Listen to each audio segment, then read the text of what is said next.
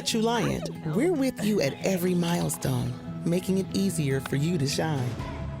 So you can saddle up each morning for more than a paycheck. Have the support to expand your horizon, the space to grow your family, and your brightest dreams never have to fade. At Juliant, we help you shine. That's brighter banking. Juliant Federal Credit Union. Welcome to the Greater Conversations podcast. I'm Deetra Miller, the Director of Member Relations and Engagement at Greater Winston-Salem, Inc. We'll use this platform to showcase our local businesses, our community, and their stories.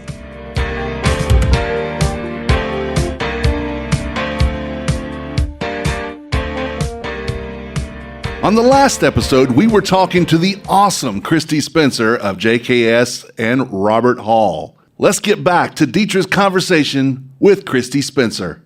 I know that when I think about what I'm passionate about, it is Robert Hall, which is an extension of JKS. You know, everyone who works at Robert Hall is essentially a JKS employee. And being able to play upon the fact that we really do events well, taking it down to a different scale and a different type. So, you know, that could be the future too, like shifting. You know, instead of doing these huge projects that take us all over the country, that involve a lot of people and mobile equipment, maybe it's keeping it a little more close to home. But Robert Hall is definitely, you know, for me, it's so rewarding. It's like an instant reward. You're seeing people on their best day. Mm-hmm. They're planning the happiest day of their life, or they're planning a fun party. It's just a totally different, like, endorphin hit, you know? I love that. And I just got to stop here for a second. Tim, that was the smoothest transition I ever heard. I thought I was good at transitioning. She just nailed it going from JKS to Robert Hall. That was beautiful. Keep talking about it. So for the folks that are listening that don't know about Robert Hall, will you please tell them what Robert Hall is, when you started it, why you started it, and what they can do there? So Robert Hall really is a project that just evolved. JKS is next door. We own the buildings where Robert Hall are. We bought them in 2005 from a dear family friend named Bob McCormick. Hence the name, Robert in the name. And really the buildings were storage. Will is a collector of all things, okay? From race cars to furniture to whatever. He says he's not a hoarder, but I disagree with him. And there is a fine line between collecting and hoarding. Yeah, he would say they're art or blah, blah. I'm like, I don't know. There's warehouses full of furniture and stuff that I don't know why we have it. But so, you know, he really used those buildings for storage. And they pretty much, the Liberty Street building, JKS's building, and Robert Hall were mothballed while we were in Welcome. The museum was still open, but we were operating it from a distance, which is very difficult to do. And as we both started, Will just happened to turn 60 in 2020. So, like COVID hit and he was 60 years old. I think he started to see that there was going to be this interesting need for breweries in our neighborhood. So we're in the Industry Hill neighborhood, which we think is super cool. Yeah. It's a little edgier and it's definitely more like the everyman neighborhood. And so he kind of went on the hunt to find some guys who would want to open a brewery. And that's how we ended up connecting with the guys who own Radar Brewing. And basically, they were looking in all kinds of places, but they landed in the building, the back side of Robert Hall. And we started to build that out. And as we built that out, then it became, what are we going to do with the front side of this building? And in the Robert Hall building, the front section already had these offices where Bob had all of his offices. And it just naturally fit for an Airbnb because of the rooms. And at the time we thought, well, people are going to go on brewery tours. They can stay at the Airbnb and walk. That was, all before COVID. And, possibly there'd be a restaurant and there could be a bar. But then COVID happened and, we luckily had just gotten Radar finished. They moved in right before COVID hit. Mm. And we just stopped all projects, right? Like we shut down those projects, moved my office back to Liberty Street, and then started rethinking, what can this be? We knew that Airbnb would probably work. I mean, would anything else work? Who knows? It was going to be a gamble. And in the middle of that, my mother-in-law, who again I've mentioned, very close to her, she was 92 years old and worked every day of her life at the Snob Shop. She was their oldest employee. She just basically, age caught up with her because she wasn't going to work anymore. And she passed away in October of 2020. And we ended up with all of this beautiful furniture from her house. My sister-in-law got a lot of it, but the Airbnb, it just all of a sudden became a way to pay homage to her and furnish it in a way that it's as if she's there. So for me, when I get to show people the space, it really is like I get to like hang out with her. So I did that, and that also helped kind of trigger the ideas for what are we going to do with this other part of the space. And there's a dear friend of mine named Lisa McMullen who has the Short Street project in Kernersville. Yeah. And it's a 9,000 commercial kitchen, 9,000 square foot commercial kitchen. And it's basically for, culinary entrepreneurs. And it's a way for them to get into a kitchen that's been inspected by, the health department. And she was like, oh my gosh, you could throw these big dinners and it's like the idea snowballed, and I was like, oh my God, I love to throw a party, but not at my house, I don't have to throw it at my house. So that's really, I thought, you know what? It will either work or it won't. The bar was, upstairs. We knew that would look good. And just it turned into, how are we going to turn this into a private event space? And that's what happened. We just went with the idea. So Capone's, the private bar space upstairs, it's about 2,500 square feet. I think it's beautiful. I don't know if anyone else, but it's a stunning space.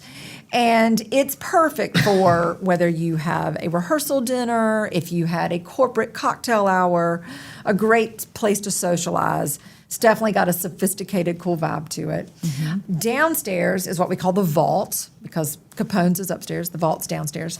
It's a little more moody, darker space, and it's where we do seated dinners, we do, dancing for parties.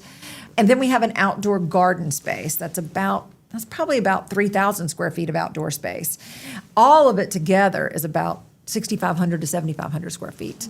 And it connects to the Airbnb. So it's been a natural place for weddings. We are not a traditional wedding space. So like people who are looking for that very traditional, beautiful kind of space, they're not going to come to Robert Hall because ours is eclectic and got a groovy urban vibe to it.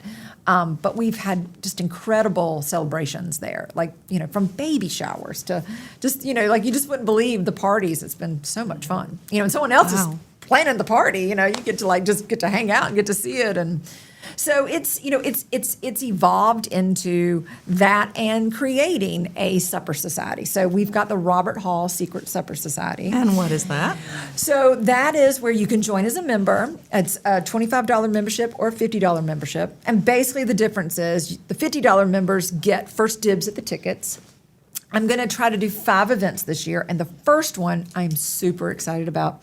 I am a Jane Austen fan, and we're going to do a Pride and Prejudice dinner. Pride and Prejudice dinner.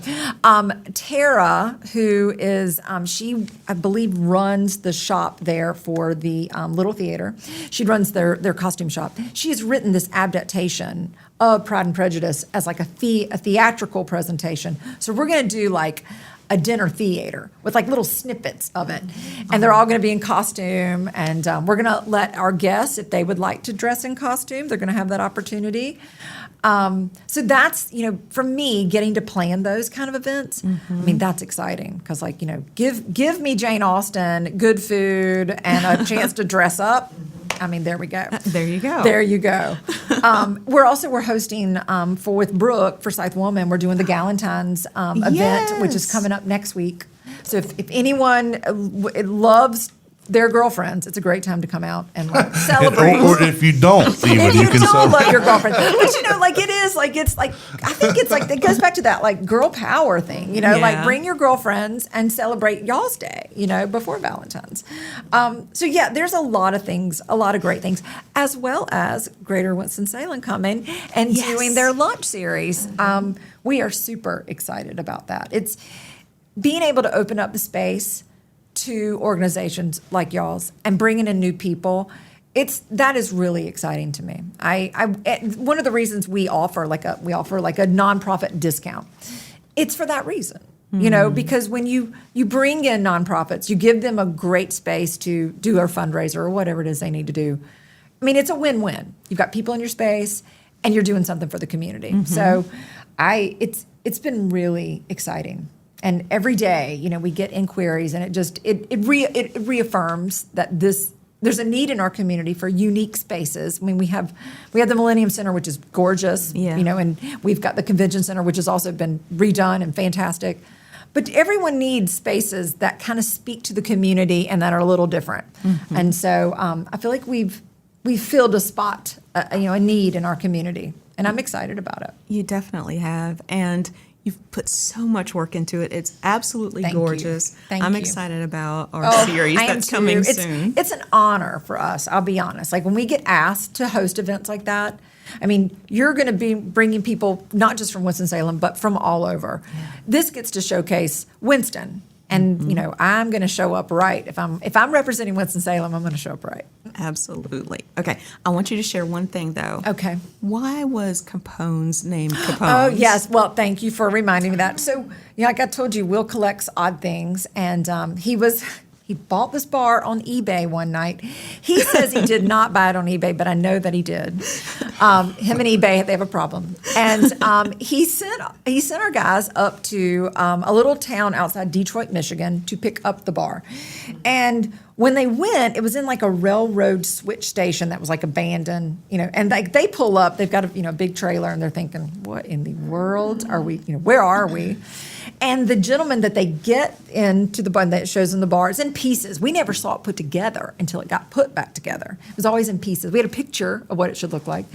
The guy said, this came out of an Al Capone haunt here outside Detroit, Michigan. Wow. And so, that's our story. And we're sticking to it. That's right. But it just naturally became Capone's because of that. So it is 1910 mahogany bar. I mean, it is that beautiful gorgeous Art Deco style. It's kind of like Beaux Art Deco style. It is beautiful. It's a great place to sit and have a cocktail. Yes. Wow. There's so many incredible things that you're doing. I see why you have so much energy. I see why you love what you do, and I don't see you slowing down at all for the next 50 years. Yeah. No, like I was saying to y'all before, it is that realization. You hit an age where you realize, oh gosh, I was saying to y'all, I'm not middle-aged, okay? I'm going to be 53. Right. I'm probably not living to 106. I could, but probably not. And it's not that's not a barrier for me. I feel like that is opportunity. Like what that tells me is, like I said to you, I've got a lot more I want to do. Yeah. It makes me want to maintain my health. Mm-hmm. It makes me want to get out and maybe reassess that work-life balance a little bit, because I admitted I'm not good at it. I feel like I have a lot more to do, and I plan to do it here. That's awesome. Alicia, do you have any questions for Miss Christy today? I think you've done a great job. Yes! Teacher is awesome. Asking wonderful questions. And the questions I did have, like, what are you planning on doing within the next 5 years? She answered that for me. She's right. so good. Well, it's just, when you're talking about something you really passionate about. Yeah, it's so easy. It's easy. When someone's asking you things, you're like, let me ask you this. Yes, ma'am. Are there any regrets? I think people who, when they say they don't have regrets, they're not realistic. I mean, I have certainly made mistakes. I've made a lot of them. And I've probably made a lot of them in the past 4 years where I've been president and I didn't know what I was doing. I think one of the regrets I have is, as I've gotten older, I realize I really have prioritized work to an extreme. Mm-hmm. Now, have we received benefits? Because Will and I both have prioritized work. Will would be the first to say to you, he has missed more planned meals than you've probably eaten. Mm-hmm. We work 70-hour weeks, and he has worked that the majority of his life, and he's soon to be 64. I think if I were going to have a regret, it would be that not taking more time for myself and doing the things that would give me that balance. I'm very easily tipped to the tunnel vision, and I'll work really hard and I'll keep doing it. I think too, speaking to women, and I think we're all the same age sitting here, or close to, right? Close to. I'm sticking to that story. Okay, that's fine. Close to. I think as women in our age group, we were really taught, if you want to succeed, you're going to need to outwork. That's right. You're going to have to outwork the men that you're working with, quite honestly. And, in my field, I have worked with all men the majority of my life in the motorsports industry. So, I got lots of stories. And the men that work, I wouldn't say that, they do work for me, but I would not they work with me, my team. I have their respect because I will outwork them. But I'm not sure that that's, that might not be the best plan. Right. And so I appreciate younger women who say, why should I have to work harder than you and make less money than you? That doesn't make sense. That's not logical. It does not make sense. It doesn't. And so so yes, I have regrets, certainly. I have personal regrets and business regrets. But I feel like I'm the kind of person that from the mistakes I've made, I'm smart enough to learn, and to know, all right, so that's an opportunity to grow. There's change that needs to be made. Not necessarily quick learners. It's not like I'm making the changes quick enough. But I know. So I certainly have regrets. But I'm happy. Like I look back and I think I really did work very hard in an environment that I think was probably a difficult environment for a woman. And, it made me pretty tough. And made me strive. So what would you tell your younger self if you were 13 years old? What would you tell your younger self? Oh gosh, I would say to her, yes, you probably are. You're going to have to work really, really hard, but you are going to be so much smarter than you are right now. I joke and say I wouldn't be 30 again if you paid me. I wouldn't be. I thought I knew it all at 30. Right. And I sure thought I looked cute. But I'll tell you, I'd rather be this. I wouldn't go back to that not as smart version of myself for anything. So as a woman, I feel like what a blessing it is. I think this is an advantage that we have over men.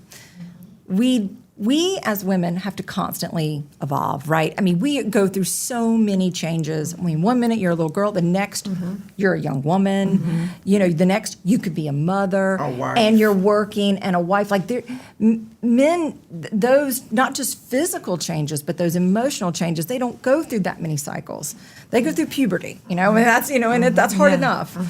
And I think as a woman, like I would want to be able to say to a younger woman, you are only going to get better.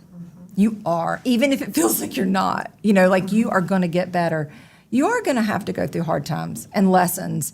But as, also that gives you the opportunity to mentor other women too. Absolutely. And help bring them up. Yeah. And when they face that hurdle that you face, you can say, listen, I might give not yourself some grace too along the way. Yes, because you go, oh yeah, I made a mistake. That's right. I wasn't as smart. Now I'm smarter. And I hope in 10 years, if you ask me the same question, I'd say I wouldn't go back to that 53-year-old self because this 63-year-old version is so much smarter. That's right. Yeah, I definitely feel like this next chapter for me is also about helping to bring younger women along and doing what I can to make sure that there's open conversations about things that we might not have talked about.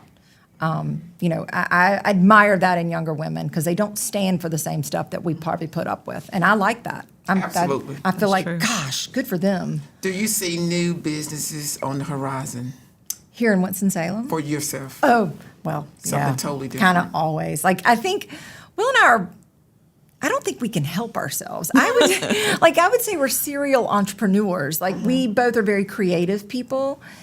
And we like, even if nothing comes of it, it is the idea of it.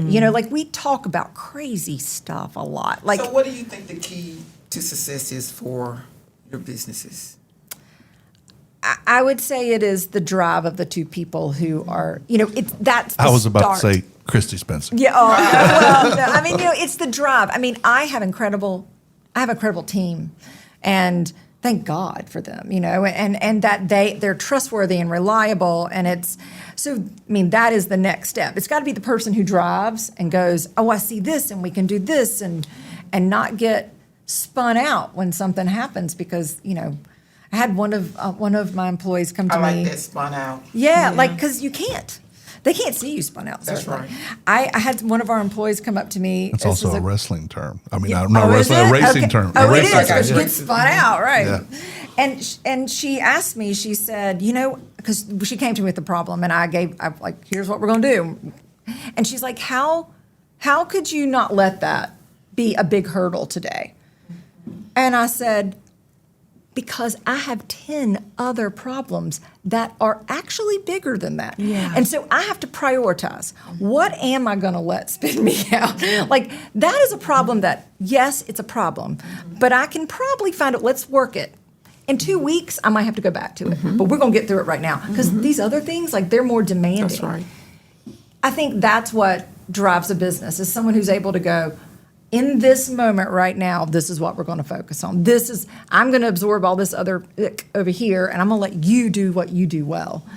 I'm not a graphic designer, and I have 4 on staff. I can't even figure out how to make Adobe Illustrator work. I've tried. I feel like an idiot. I'd like to be able to at least know what I'm talking about. I don't. Amen, sister. Yeah, it's frustrating. I can't even make Canva work, okay? But I have a design eye, so I know what I'm good at, and you've got to have good team members. So I feel like, yeah, that's what drives a business, is the idea and being able to not just talk about it, but then that's where Will and I feel like we do have, I would say, a gift for that.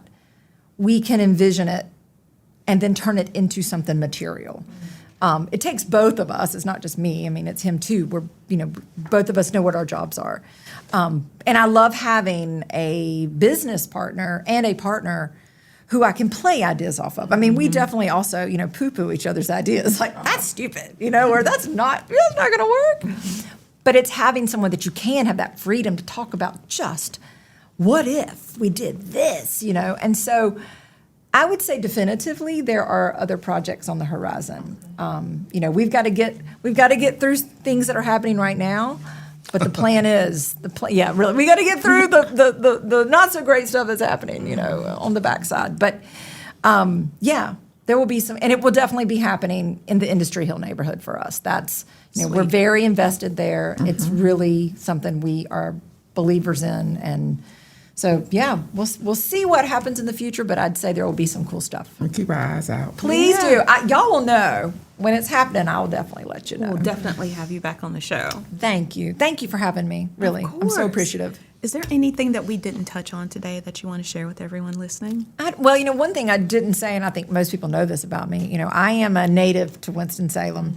Will and I both, born and raised here, never left, which, when I was young and all my friends went to college, I did not go to college. I did spend 30 days at UNC Charlotte, no joke, and then quit and came home.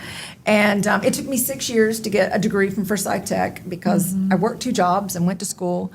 And I feel like that, that's like I feel honored to have been able to do that and work hard through it. That teaches you something. It's very different.